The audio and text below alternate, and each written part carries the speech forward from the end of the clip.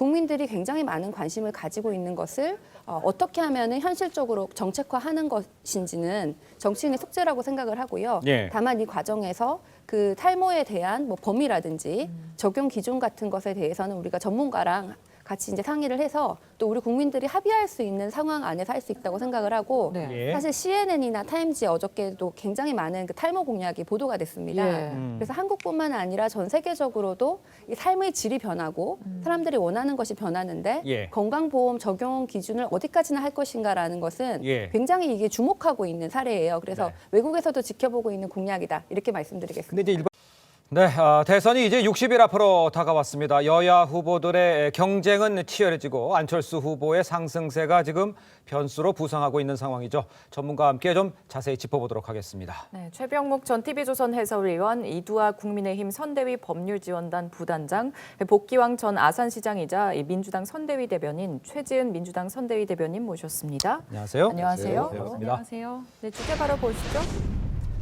자, 국민의힘 윤석열 후보의 쟁점부터 좀 짚어보겠습니다. 이 극심한 내홍을 겪었던 이 국민의힘 엊그제 이제 의원총회를 통해서 극적으로 봉합되는 모습을 보였습니다. 먼저 직접 이 장면부터 보도록 하겠습니다. 원래 피는 물보다 진하다고 하지 않습니까? 저희는 피 같은 당원입니다. 같이 뼈를 묻기로 함께하기로 한 사람입니다. 그래서 뭐 화해라고 말 것도 없습니다. 내일 당사에 김종인 위원장이 계시던 방 한켠에 제 침대 하나 놔주십시오. 솔선수범하는 자세로 선거를 뛸 것이고 당사 안에서 숙식을 해결하겠습니다.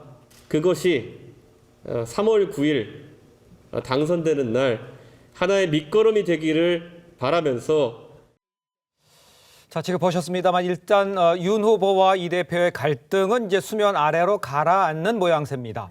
그러나 이제 모든 분들이 생각하는 것들이 있겠죠. 진정한 이 갈등 봉합이냐 이렇게 볼 수 있느냐 이런 건데 최병욱 의원께서는 이것부터 먼저 좀 짚어보죠.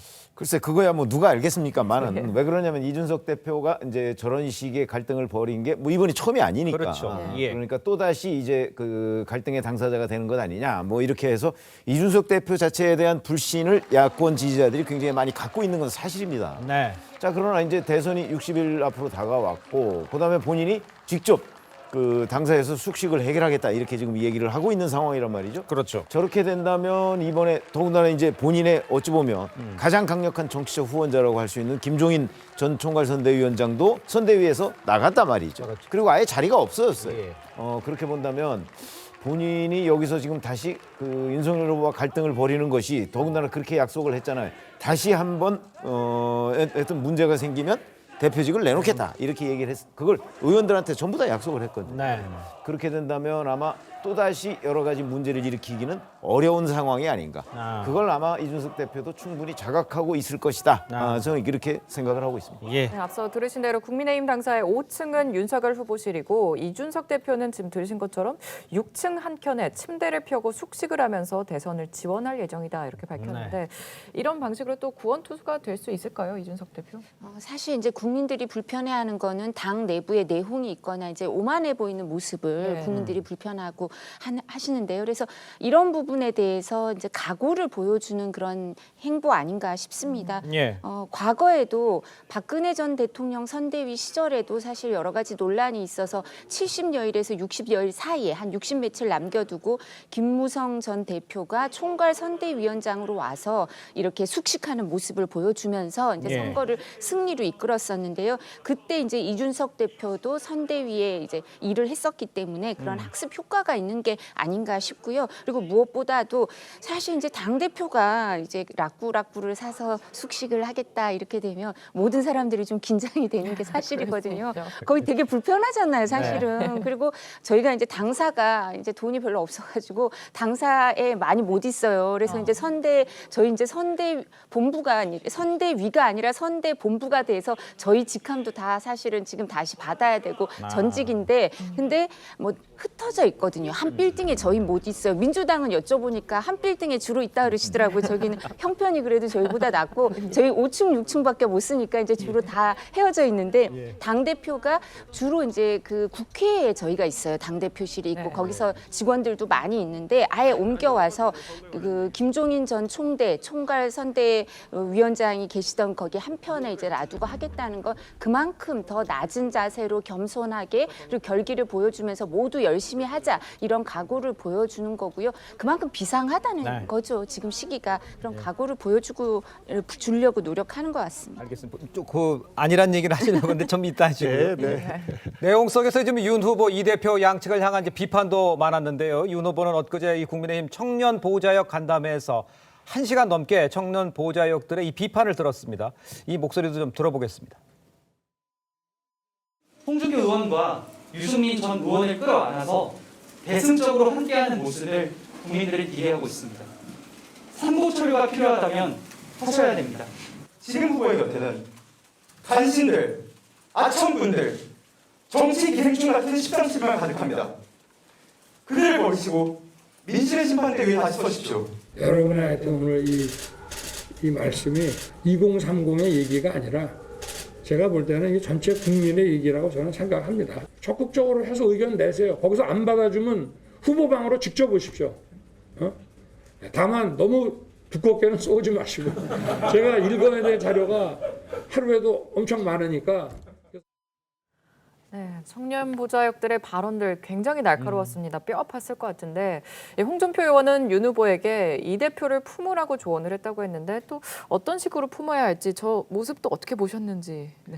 예, 우선 뭐 보기 좋은 모습인 것 같습니다. 젊은 세대가 정치 한복판으로 나와서 미래를 책임질 우리가 오로지 미래만 남아 있는 게 아니고 지금도 우리가 관여를 하고 싶다라는 뭐 적극적인 참여의 모습이라서 뭐 좋은 모습이고요. 저희 민주당도 청년 본부, 청년 대변인단을 따로 꾸리고 있어서 그쪽에서 또 별도의 예를 들어서 이번에 그 나온 그 저 모발 관련된 공약 제안이라든지 이런 것들도 청년들의 아이디어였었어요. 그래서 좋은 아주 긍정적인 모습이라고 판단을 하면서 다만 이제 그 청년들의 우려가 조금 전에 이준석 대표의 그런 리더십이 흔들리고 하는 모습, 그리고 현재도 국민의힘의 내용이 이준석 대표의 오롯이 책임인 양 이렇게 물어지는 것에 대한 걱정들이 있는 것 같아요. 왜냐하면 이제 그만큼 청년들의 목소리가 가볍게 여겨지는 거 아니겠느냐 이런 걱정들이 저 안에 좀 들어있는 것 같고요.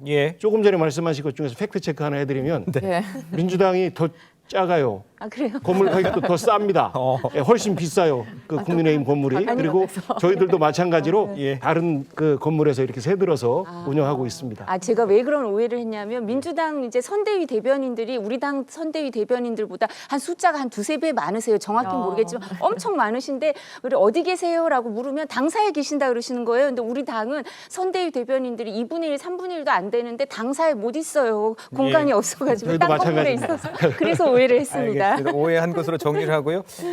최 대변인께서 보시기에는 지금 이준석 대표와 윤석열 후보와의 봉합, 이거 뭐 상대당이긴 합니다만 어떻게 좀 계속할 수 있는 상황이라고 보십니까? 문제가 있다고 보십니까? 지난번에 부산에서 이제 이준석 대표하고 윤석열 후보가 빨간 커플티를 후드티를 맞춰 입고 나왔을 때 그때 우리가 일회용 반창고 붙여놨다라고 얘기를 했습니다.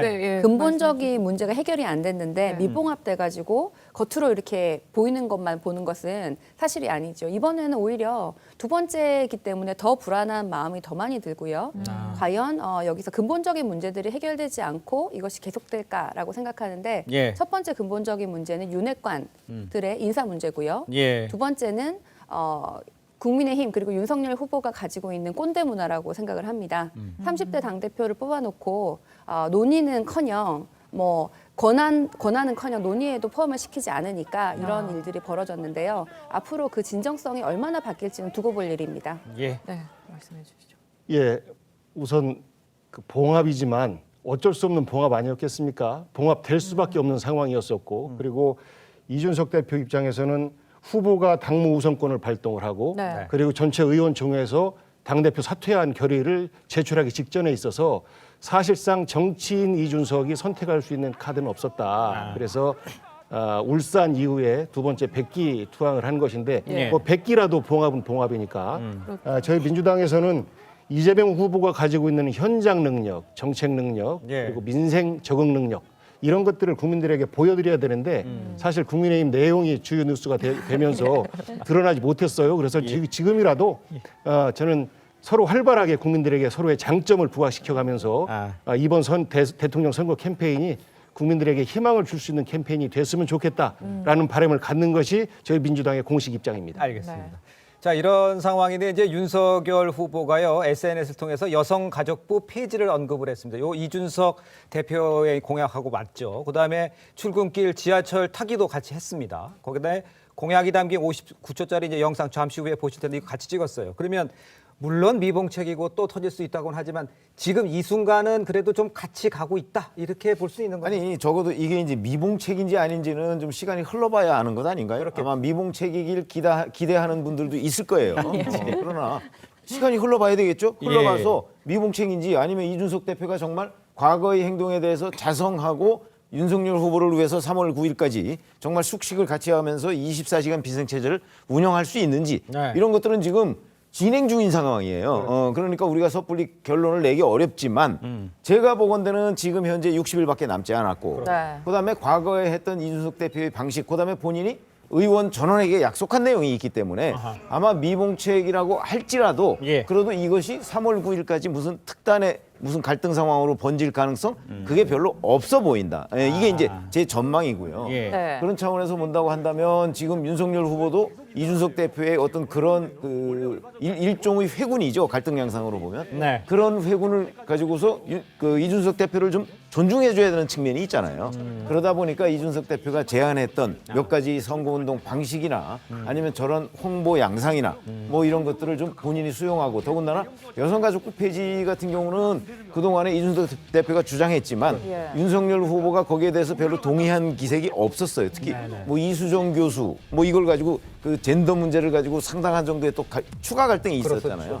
그런 점으로 본다면 저런 주장을 지금 본인이 수용했다 하는 거는 아마 이준석 대표의 그 선거운동 방식이나 주장 이 부분을 본인 것으로 만들려는 노력 뭐 이런 것들을 좀 하고 있지 않나 이렇게 생각이 듭니다. 알겠습니다. 다음 쟁점 또 짚어보겠습니다. 다음 주 윤석열 후보가 홍준표 의원을 만날 것으로 전망되면서 두 사람이 어떤 접점을 찾을지 주목이 되고 있습니다. 먼저 윤 후보 지지율 하락에 대한 홍준표 의원의 의견 들어보시죠.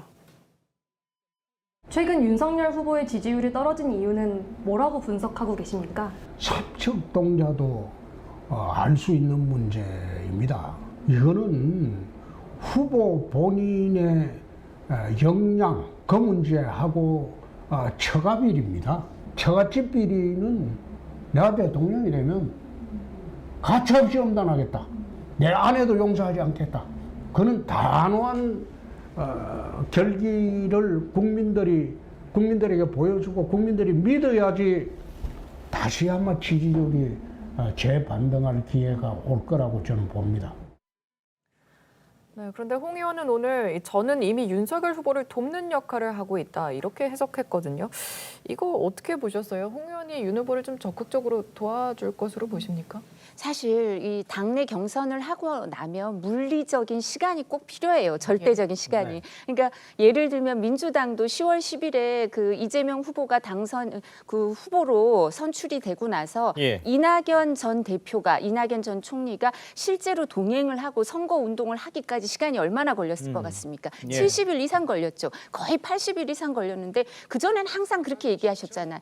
나를 도와준 사람들을 위해서 낙선 인사를 다녀야겠다. 그러면서 계속 돌아다니셨어요. 아무것도 안 하신 것도 아니에요. 근데 이제 홍준표 후보는 그렇게 돌아다니시지는 않으세요. 이제 대구의 지역구에 주로 계시는데 그러면서 이제 활동을 좀 시작하시는데 지금 그 선대위를 보면 후보가 선대위를 해산하고 선대 본부를 만들면서 이제 인사를 발표를 6명 했어요. 오늘까지 6명 했는데 그 중에 한 명이 직능 본부장인데 조경태 의원이에요. 그러니까 홍준표 후보의 그 총괄 선대 본부장을 하셨고 없고 측근 중에 한 명이죠. 현역 의원 중엔 거의 유일하게 도와주신 한 몇 명 안 되는 의원 중에 한 명이어서 이분을 6명 인사 중에 한 명으로 발탁한 거 이런 게 의미가 있고요. 그리고 이준석 대표와 저런 부분 있을 때 홍준표 후보 측에서 먼저 하여튼 통화를 했는데 후보와도 윤석열 후보와도 홍준표 전 대표가 전화를 하고 그다음에 이준석 대표한테도 전화를 하면서 이제 서로 화해를 해라, 포용을 해라 이런 얘기를 했다고 하고요. 그리고 네. 후보가 전화를 해서 이제 새해 인사를 하니까 다음 주쯤 만나자고 하셨으니까 사실 물리적인 시간, 감정적인 시간이 필요하겠지만 예. 일정 부분 지역 선대위에는 들어와서 이름을 올리고 계시고요. 그리고 지금 얘기를 했잖아요. 이재명 후보에 대해서 영혼도 팔 거다 뭐 이런 얘기를 하시고 막 문재인 대통령에 대해서도 A4 용지만 읽는 대통령은 이제 끝났으면 좋겠다 막 이런 얘기를 해주시기 때문에 뭐 활동을 시작하신 게 아닌가 싶습니다. 어떻게 보십니까? 홍준표 의원 뭐 런닝메이트 좀 같이도 될 수도 있다라는 의견도 나오는데 이재명, 이낙연의 원팀. 근데 홍준표 의원이 조인을 한다. 이러면 민주당 입장에서는 어떻게 받아들이십니까? 저는 이번에 이준석, 윤석열 후보가 어쨌거나 갈등을 봉합하는 모습을 보인 것처럼 예. 저는 국민의힘에 관계된 모든 분들이 선거가 진행되면 될수록 모일 수밖에 없다고 봅니다. 그렇겠죠. 민주당도 마찬가지고 네. 그래서 현재 홍준표 의원의 방식으로 지원을 하고 있다라고 보고요. 네. 뭐 그분이 전면에 나서고 안 나서고는 사실 시점의 문제이지 저희는 다 나오게 될 것이다라는 전망을 가지고 있어요. 예, 그렇군요. 그래서 이제 한 60일 채 안 남았는데 예. 그동안 서로 가진 것을 다 보여드리면서 국민들에게 지지를 호소하고 선택을 받는 거 아니겠습니까? 그래서 네. 저는 다 모이는 모습을 보일 거다라는 생각을 갖고 있고 조금 전에 이제 좀 앞전 주제로 좀 네, 네. 들어가 네, 보면 그 여가부 폐지와 관련해서 이 부분은 좀 굉장히 좀 중요한 이슈거든요. 예.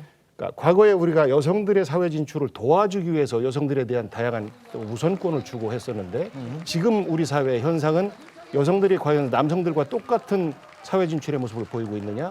아직은 아니거든요. 네. 고위공직자의 모습이라든지 대기업들의 어떤 고위층의 비율을 보면 아직도 굉장히 적고 이사로 진출한 그 사람의 여성이 하나 나왔다라고 하면 유리천장을 깼다라고 아직도 칭찬하고 있는 이런 것이라 정확하게 우리가 여성을 사회적으로 배려하지 않아도 되는 우리 사회적 상황인지에 대한 진단들이 좀 필요하다고 봐요. 네. 그래서 여성이라고 특정해서 표현하는 것이 지금 사회 지금 현재 안 맞다라고 하면 예를 들어서 뭐 성평등이라든지 예. 뭐 이런 표현으로 바꾸겠다라고 하는 그런 안내가 있었으면 좋겠는데 그렇지 않아서 이 부분은 자칫 오해를 살 수 있는 것이 여성과 남성의 갈등을 조장할 수 있는 이런 그 우려도 되고 잠깐만요. 그렇다면 여성가족부 폐지 저 주장에 대해서 반대한다는 그런 아닙니다. 그런 건 아니죠? 저 주장을 하려면 네네. 이것에 대한 대안은 무엇인가? 아직도 우리 사회 속에서 네. 여성들의 사회 진출이라든지 예. 결혼과 육아 때문에 어려워하고 있는 예. 우리가 82년생 김재영의 예를 들어서 아는 것처럼 예. 그런 것들에 대한 대안도 함께 내보여줬으면 좋겠다라는 그런 아쉬움을 갖고 이 선거가 예. 저는 우리의 이 시대의 과제들에 대해서 이야기를 해야 되고 그리고 우리 사회의 가장 큰 문제가 국민 통합의 과제인데 네. 진영별로 갈라져 있고 이념으로 갈라져 있고 해서 예. 이런 것들을 통합해야 되는데 자칫 남녀 간의 갈등을 유발시킬 수 있고 그리고 또 세대 간 뭐 세대 포유론을 이야기하지 않습니까? 네. 세대 간의 갈등을 이야기할 수 있고 예. 그리고 또 남북 간의 갈등 평화로 진행을 해야 되는데 이것을 갈등을 유발시켜서 알겠습니다. 표로 이어지려고 하는 예. 이런 갈등을 유발시키는 선거가 돼서는 안 된다라는 주의해야 된다. 그렇게 우려를 좀 말씀드리고 알겠습니다. 싶어요. 네, 이도하 변호사님. 예, 사실 이제 그 전날 그저께 이제 성범죄 처벌 강화, 무고죄 처벌 강화가 이제 페이스북에 올라오고 어제는 이제 여성가족부 폐지 이렇게 올라왔는데요. 예. 이 부분과 관련돼서 말씀하신 것처럼 그 여성가족부를 폐지하고 그 대안이 뭐다 이건 참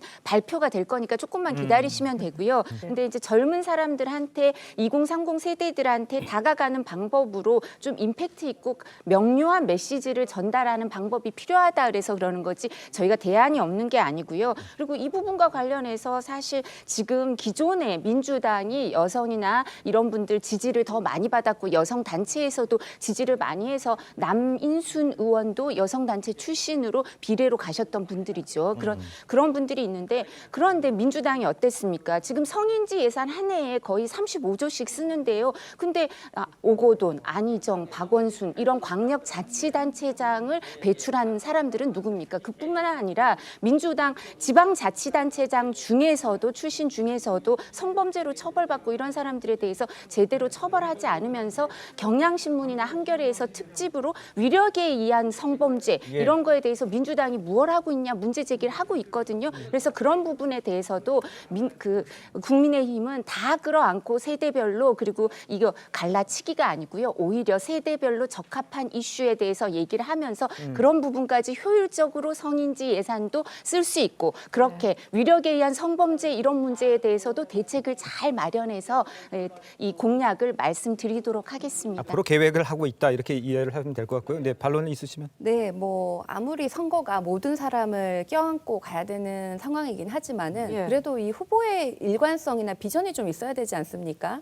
후보의 생각을 전혀 알 수 없으면 도대체 누구를 보고 뽑아야 됩니까? 윤석열 후보는 얼마 전까지 신지혜 씨를 영입을 해서 공동선대위원장인가요? 이렇게 직함을 줬고 또 이수정 교수도 영입을 했던 분인데 지금 갑자기 어느 날 여가부 폐지 이렇게 선언을 하면은 도대체 이 입장, 여성에 대한 그 정책에 대한 방향이 무엇입니까? 내일은 또 어떤 식으로 바뀔지 예측이 안 가는 것이죠. 그래서 이렇게 일관성이 없는 정책을 얘기를 하면서 그리고 그 정부의 한 기관을 통합하고 폐합한다는 것은 굉장히 많은 고려와 신중함이 필요한데 그런 것 없이 이번에는 선거에 이게 좀 유리할 것 같다. 이렇게 좀 이렇게 단편적으로 여가부 폐지를 할 것이 아니라 우리 정부가 전체적으로 앞으로 이 대전환 시대에 얼마나 효율적으로 되어 있고 어떤 식으로 기능을 다 같이 이렇게 바뀌어야 될지 좀 더 종합적인 고민이 있어야지 이런 식으로 모든 것을 정쟁에 이용하는 것은 옳지 않다고 생각합니다. 대안은 아까 이제 준비를 하고 있으니까 발표를 다 들어보시고 말씀하세요. 될 것 같습니다.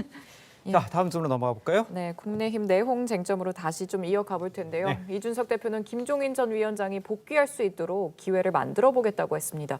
김종인 전 위원장 돌아올 가능성 있다고 보십니까?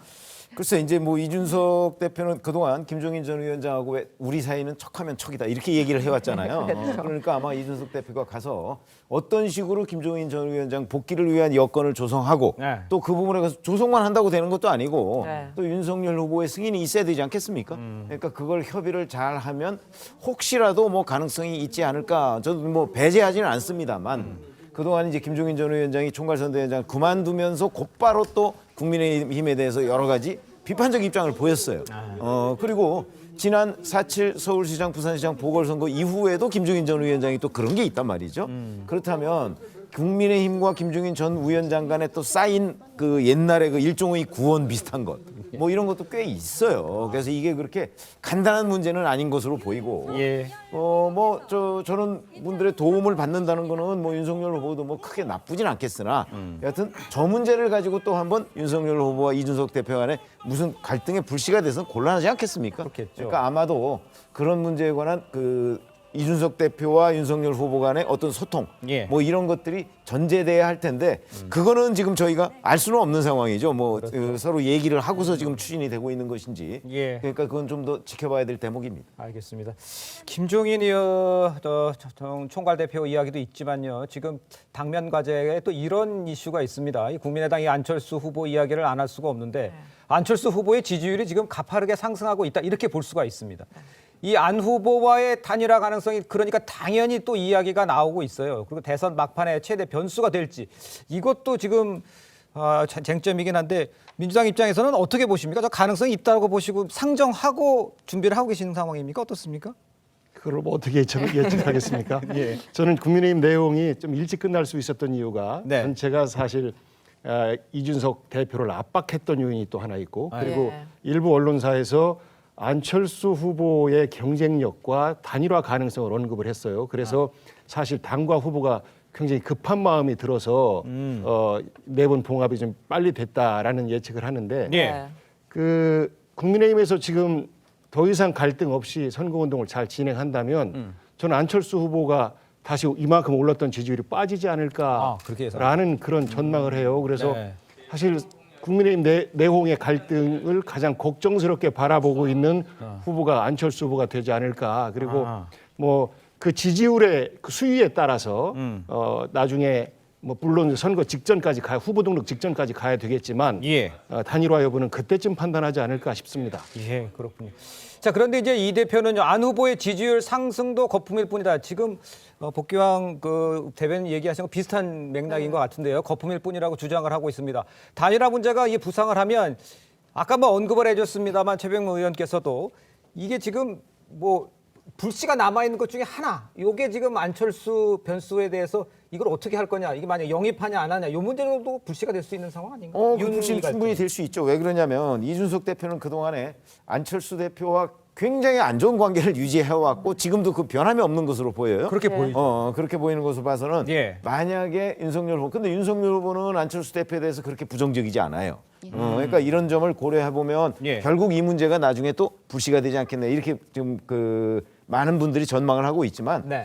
그거는 그 당시의 상황을 봐야 됩니다. 예를 들어서 설 전후를 지금 다 염두에 두고 있어요. 그렇습니다. 그랬을 때 설이 지나고 나서도 그러니까 윤석열 후보의 지지율과 안철수 후보의 지지율이 뭐 비슷해진다든가 아니면 윤석열 후보의 지지율이 더 올라가서 안철수 후보의 지지율이 떨어진다든가 네. 이런저런 상황으로 봤을 때 어떤 관계에서도 만약에 이재명 후보를 못 이긴다. 그러면 단일화는 진짜 급물살 탈 가능성이 있고요. 그런데 그게 아니고 이게 뭐 1대1로 해도 이재명 후보를 이길 수 있다거나 겨룰만 하다 싶은 생각이 들면 아마 단일화 문제가 또 지지부진해질 가능성도 있어요. 그런데 과거에 뭐 DJP 문제나 아니면 노무현 후보, 정몽준 후보의 단일화, 그다음에 2012년 문재인, 안철수 후보 단일화 뭐 이런 것들을 보면 예. 저는 저는 궁극적으로는 이 단일화 문제는 그 의지가 중요하지 지지율 여부는 크게 상관이 없다. 그렇게 따지면 예. 아마 2월 초 중반에 가서 예. 안철수 후보가 어떤 의지를 가지고 있느냐 아. 그게 더 결정적이다 이렇게 생각합니다. 알겠습니다. 자, 저희는 다음 주제로 좀 넘어가 보도록 하겠습니다. 자, 지금부터는 민주당 이재명 후보 쟁점을 좀 짚어봐야 할 것 같은데요. 네, 스텝 가운데서 코로나 확진자가 나와서 메타버스 일정은 중단이 됐습니다. 하지만 대신 환경미화원 대신에 환경공무관 이런 명칭을 전국으로 확대하겠다 이렇게 밝혔고요. 대중골프장 회원제를 운영하는 것을 근절하겠다 이렇게 밝혔습니다. 일부에서는 좀 신선하다 이런 얘기도 있는데 이런 그 공약 내놓은 것 상황을 어떻게 이해를 하면 좋겠습니까? 예, 이제 대통령 후보가 국가적 과제, 예를 들어서 에너지 고속도로를 만들겠다라는 네. 것들이 미래를 위한 국가적 과제라면 네. 소소한 분야의 개혁 또한 접근을 해야 되는데 사실 이런 공약이 이재명 후보가 성남시장을 통해서 구체적인 행정을 속속히 이해하고 있다라는 것들을 반증하고 있는 사례인 것 같습니다. 예. 과거에 우리가 지금 이제 공무직 공무원이라고 하는 그 명칭이 과거에는 그냥 일용직 공무원이었어요. 예. 그래서 이것을 무기계약직이냐 임기제냐 이렇게 나눴었는데 현재 이 환경미화원이 굉장히 중요합니다. 우리 일상생활에 굉장히 중요한 역할을 함에도 불구하고 그냥 과거에 청소부 이런 인식이 있어서 네네. 공무에 있어서 정말 중요한 일을 하고 있는 분들인데 이분들에 대한 좀 자부심을 줘야 되겠다. 공무의 중요한 영역으로 인정해야 되겠다라는 속에서 그 환경 공무관이라는 명칭을 제안을 하게 되는 것이고 예. 현재 민주당 소속의 자치단체장이 있는 데서는 일부 이제 개명을 해서 이미 사용을 하고 있고요. 예. 그리고 또 골프장이 그 골프 대중화를 위해서 회원제 골프장보다는 대중 골프장을 더 그 장려를 하고 했었는데 예.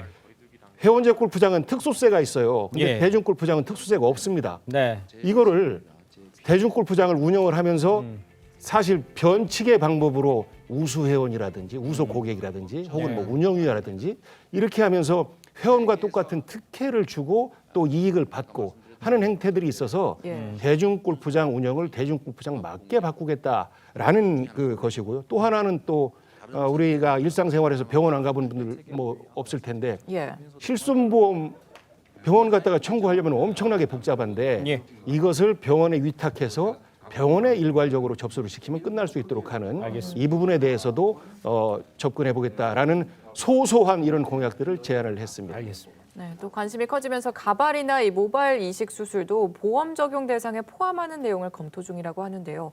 중증 환자들이 보험 혜택을 못 받는 경우도 많은데 이게 사실 좀 이렇게 시급했나라고 좀 의문이 가기는 해요. 맞아요. 어떻게 이게 보세요? 뭐 가장 시급한 사항은 아니죠. 저도 예. 인정합니다. 그런데 지금 아까 우리가 봤던 다른 공약을 포함해서 소소하고 확실한 행복이라는 공약이 41개가 발표가 됐습니다. 예. 그리고 그 외에도 디지털 대전환, 그다음에 뭐 신경제 그리고 앞으로 또 산업통상 공약을 발표를 하고 있는데 예. 굉장히 큰 국가의 비전에 대해서도 다 발표를 하고 있는데 그 중에서 이것에 대한 관심이 유난히 많았던 것이지 네. 이재명 후보의 1호 공약도 아니고 사실은 구체적으로 어떻게 하겠다는 그 안을 아직 발표하지도 않았는데 예. 많은 관심이 있으셨던 것이죠. 저는 오히려 국민들이 굉장히 많은 관심을 가지고 있는 것을 어떻게 하면 현실적으로 정책화하는 것인지는 정치인의 숙제라고 생각을 하고요. 예. 다만 이 과정에서 그 탈모에 대한 뭐 범위라든지 적용 기준 같은 것에 대해서는 우리가 전문가랑 같이 이제 상의를 해서 또 우리 국민들이 합의할 수 있는 상황 안에서 할 수 있다고 생각을 하고 네. 예. 사실 CNN이나 타임지에 어저께도 굉장히 많은 그 탈모 공약이 보도가 됐습니다. 예.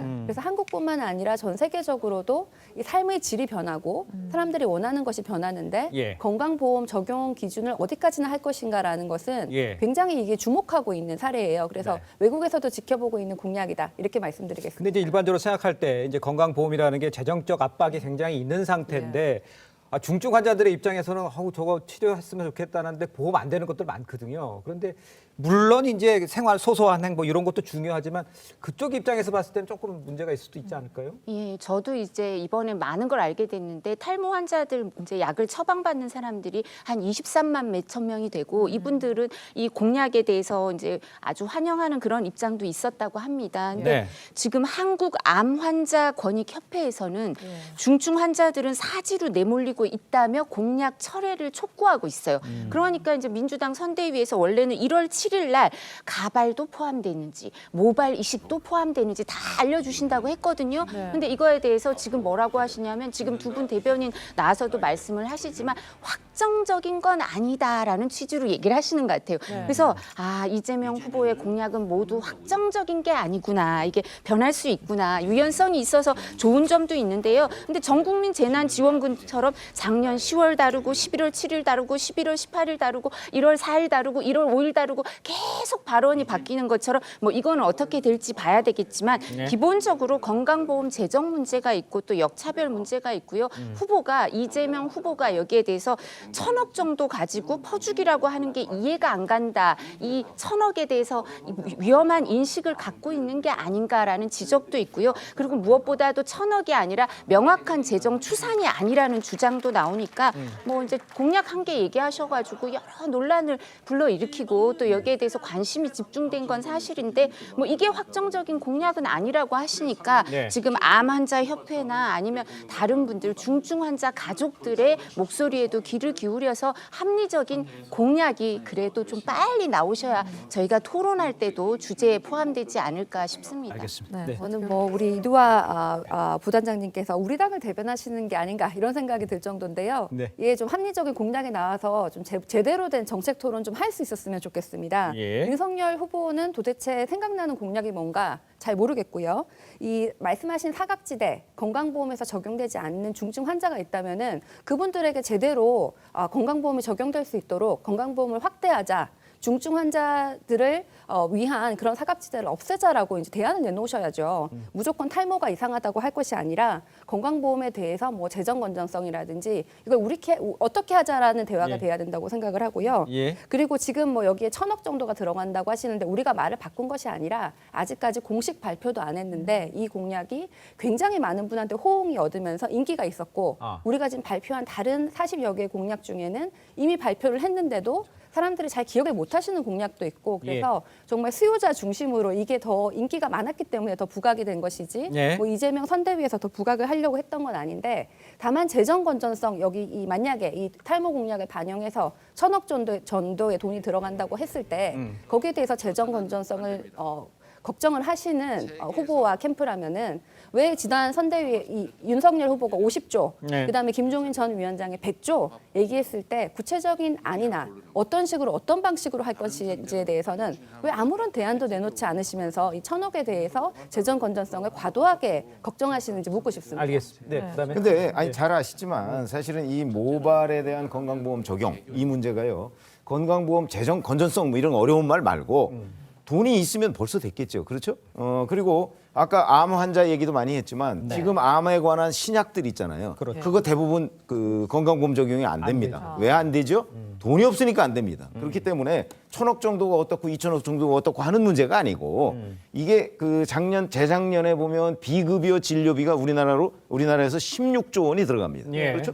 그럼 이제 그 사람들이 다 이거 건강보험 적용해달라고 하겠죠. 왜냐하면 생명과 직결되는 문제예요.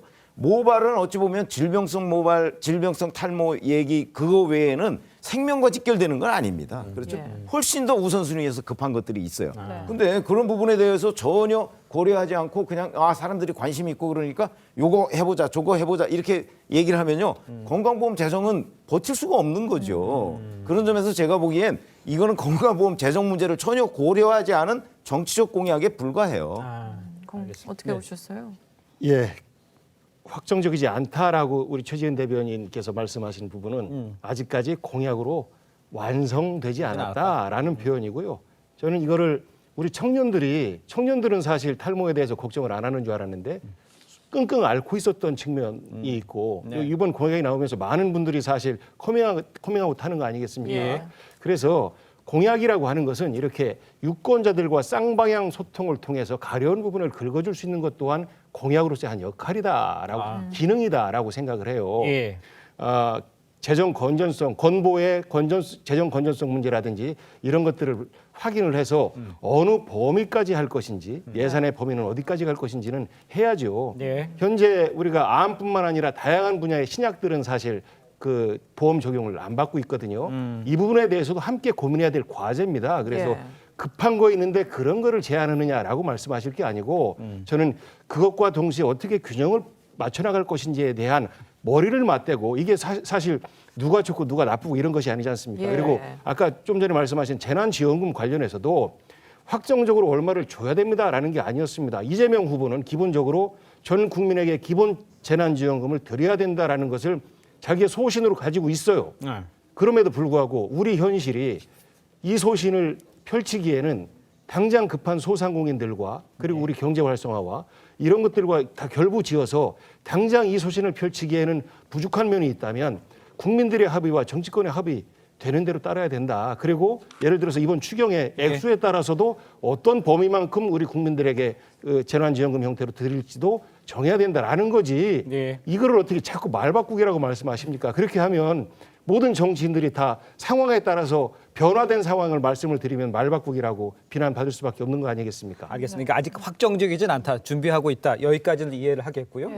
그래서 지금 뭐 최병묵 의원님이 설명 잘해 주셨지만 그리고 무엇보다도 여기에 대해서 저희가 대안 제시를 안 한 게 아니고요. 뭐라고 했냐면 이렇게 건강보험 얘기하지 말고 복제 약값을 내리는 방법을 채택하면 된다라고 얘기를 했고요. 그리고 또 뿐만 아니라 정책에 대해서 건강보험 적용 문제를 이렇게 후보가 공약으로 내기 시작하면 이 건강보험 적용 문제는 위원회가 형성돼 있잖아요. 전문가들 위원회에서 이게 결정이 되는데 후보가 공약으로 내거는 게 적합하냐, 이 재정 문제를 다 알고 얘기하는 거냐 이런 얘기가 나올 수밖에 없으니까 말씀을 드리는 거고요. 그리고 이 그 전국민 재난지원금 관련해서 말씀을 드리니까 또 이렇게 얘기를 하시는데 후보가 입장이 바뀌어서 그렇게 얘기하실 수도 있죠. 그렇지만 왜냐하면 왜 우리가 이 부분에 대해서 계속 말씀을 드리냐면 작년 10월에 전국민 재난지원금 얘기를 하니까 정부에서 안 된다고 얘기했어요. 그러니까 11월 7일에 페이스북에 재난지원금 촉구라고 쓰셨어요. 그러고 나니까 또 2021년 11월 18일 날 2주도 안 걸렸죠. 거기에 또 전국민 재난지원금 이거 고집하지 않겠다고 또 쓰셨어요. 근데 올해 되니까 또 갑자기 설 전까지 1인당 100만 원 맞춰주겠다고 하시니까 그럼 100만 원 받나라고 했는데 또 그 입장이 또 변하시니까 저희가 이게 가늠이 안 되고 어지럽고 혼란스러운 거고요. 그리고 우리만 50조 100조 얘기한 게 아니라 소상공인 재난지원금은 그 영업손실 보상은 국가의 의무기 때문에 지금 추산을 하면 50조에서 지금 계속 늘어서 100조 가깝고요. 그래서 이재명 후보가 뭐라고 언급을 했냐면 민주당 을지로위원회에다가 100조 추경 그 촉구하라고 얘기를 해서 민주당 을지로위원회에서 100조 얘기하셨습니다. 알겠습니다. 정리를 하고요. 이게 이제 과연 이제 탈모약 이 공약이 적절한 거였는지 요거에 대한 논란이 있었는데 준비를 하고 계신다는 거 있고요. 네, 아직까지 그다음에 공식적으로 중증에 관해서는 그거를 뭐 등한시하거나 이런 것이 아니라는 얘기를 해주셨고 그거에 대한 이제 적절한 얘기를 해주셨으니까 그렇게 이해를 하고요. 다음 주제로 좀 넘어가 보도록 하겠습니다. 자, 이재명 후보 쟁점을 좀 차례로 좀 짚어보고 있는데요. 이재명 후보 둘째 형 이재영 씨가요. 이른바 이재명 후보 형수 욕설 사건이 벌어진 이유를 설명을 했습니다. 욕설의 동기는요. 셋째 형인 이재선 씨가 먼저 욕설을 했기 때문이다. 이렇게 설명을 했습니다. 이렇게 보면 약간 뭐 이재명 후보 쪽의 입장에서 얘기한 것처럼 들리는데 좀 설명을 해주셔야 될 것 같아요. 이재명 후보가 당시에 그 상황이 어쩔 수 없는 그런 상황이었다는 것을 이제 가족들이 같이 이제 설명을 하시는 것 같아요. 형님된 입장에서도 이게 좀 그럴 만한 상황이었다라고 얘기를 하시는데 그럼에도 불구하고 이재명 후보가 욕설을 하신 것은 잘못하신 것이 맞고 또 거기에 대해서 본인도 사과를 하셨고 또 앞으로 그런 일이 없을 것이라고 생각을 합니다. 다만 제가 이제 대변인 활동을 하면서 지켜본 이재명 후보께서는 언행이나 말씀하시는 그 내용의 상대방에 대한 존중이 있으신 분입니다. 배려도 있으시고요. 여러분들도 방송이나 이런 걸 많이 보셔서 아시겠지만은 뭐 이렇게 뭐 지각해서 뭐 별로 혼자 얘기하고 가시고 이런 분이 아닙니다. 그래서 잘못한 것을 맞고 앞으로 잘 하도록 하셔야 된다고 생각합니다. 그런데 사망한 이 셋째 형 이재선 씨의 부인인 박인보 씨는 이재용 씨와 또 입장이 좀 다릅니다. 직접 들어보시죠. 둘째 아주버님 같은 경우에는 애기 아빠 장례식장에 오시지도 않았던 분이고 이 사건 자체가 2012년 당시에 일어났었던 일인 것도 여러분들은 아실 테고 남편을 정신병원에 입원시키기 위해서 저희 부부가 모르게 저희가 알았던 시점은 2014년이 돼서야 알게 되고 더 소스라치게 놀랐을 수밖에 없는 상황이었고 애기 아빠가 정치에 뜻을 둔 적도 없습니다. 자, 가족 간의 문제이기 때문에 뭐 자세히 저희가 알 수는 없습니다만 이 박인복 씨의 이야기를 들어보면 이 둘째 형 이재영 씨는 남편 장례식장에도 이재명이 오지도 않았고 남편은 정치에 뜻도 없었다 이렇게 이야기를 했습니다. 최병 위원, 양측의 입장이 좀 이렇게 가족 문제인데 양쪽 입장이 달라요. 크게 어떻게 봐야 돼요? 아니 그러니까 지금 이제 돌아가신 분이 이재선 씨고 박인복 씨는 이재선 씨의 부인이잖아요. 그런데 지금 이재영 씨는 그 이재선 씨의 형이란 말이에요. 그렇습니다. 그런데 이제 이 이재명 후보와 이재선 씨가 이렇게 갈등을 벌이게 된 동기가 2010년에 성남시장을 서로 나오려고 했다 이런 얘기거든요. 그렇죠. 근데 박인복 씨는 그거부터 지금 원천적으로 부인하고 있는 것이고, 그다음에 그 뭐 욕설을 하게 된 동기, 뭐 이 부분과 관련해서도 이재명 후보와 이재영 후보는 거의 비슷한 입장이고, 그렇습니다. 박인복 씨는 이재선 씨의 부인인데 전혀 다른 얘기를 하고 있어요. 그러니까 이게 지금 그 이른바 사실관계가 그 양립하고 있습니다. 그러니까 전혀 접점이 없어요.